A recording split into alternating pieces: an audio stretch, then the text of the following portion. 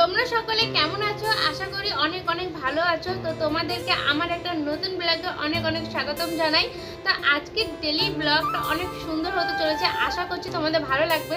তাহলে শুরু থেকে শেষ অবধি দেখে যাও। কালটা আমার শুরু হয় 1 কাপ গরম জল দিয়ে, যাতে আমি একটু লেবু চিপিয়ে নিয়ে নিই। তারপর আজকে হেভি খাবার কিছু খেতে ইচ্ছা করছিল না, তাই দেখো আমি কি আছে কি বলো তো, বানানা শেক। হ্যাঁ, তো আজকে আমার না মানে হেভি খাবার খেতে মোটেও ইচ্ছা করছিল না। আসলে কি বলতো, বড্ড আমি খেতে ভালোবাসি জানো তো। আমি একতরফা বলতে গেলে ফুড লাভার, মানে খাওয়ার প্রতি এতটা ভালোবাসা জড়িয়েছে যে খাওয়ার প্রতি আমি কন্ট্রোল রাখতেই পারি না।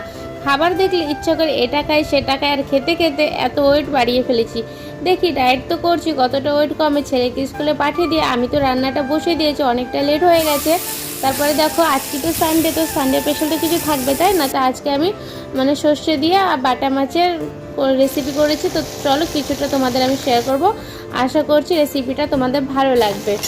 তো এই যে প্রথমে তো মাছগুলো কড়া কড়া করে ভেজে নিলাম, তার আগে তো পার্সেল এলে চলে এসেছিলো, তাই নিচে চলে গেছে। তোমরা দেখতে পাচ্ছ আমার অবস্থাটা, দেখেছো ঘেমে পুরো স্নান হয়ে গেছি। আচ্ছা, আমার মতন এত গরম কার কার লাগছে একটু জানিও তো। হ্যাঁ জানি সবারই তো গরম লাগবে, যা গরম পড়েছে। আর এই গরমে রান্না করতে যেতে অবস্থা পুরোটা টাইট হয়ে যাচ্ছে। যতই অবস্থা টাইট হোক, রান্না তো আমাদের করতেই হবে, এটা তো আমাদের ডেলি রুটিন। তো যাই হোক, রান্না তো আমার হয়ে এসেছে। তো তোমাদের এই সাধারণ একটা সিম্পল রেসিপি কেমন লাগলো অবশ্যই জানিয়ে যেও। তারপরে চলে এসেছিলো একটা পার্সেল, ওই যে বললাম। তো মেয়ে বললো যে মা এটা আমি আনপ্যাক করে, আমি বললাম হ্যাঁ করো তুমি। তো ওকে আমি অনেক সাবধানে করতে বললাম। তো কি এমন আমি অর্ডার করেছি, তো চলো দেখে নাও। যেন অনেক অনেক সুন্দর এসেছে, এতটা ভালো আসবে আমি ভাবতেই পারিনি। আজকের এই ব্লগটা তোমাদের ভালো লেগে থাকলে ভালোবেসে লাইক কমেন্ট করে ফলো করে নিও। ইউটিউব থেকে দেখলে সাবস্ক্রাইব করে নিও।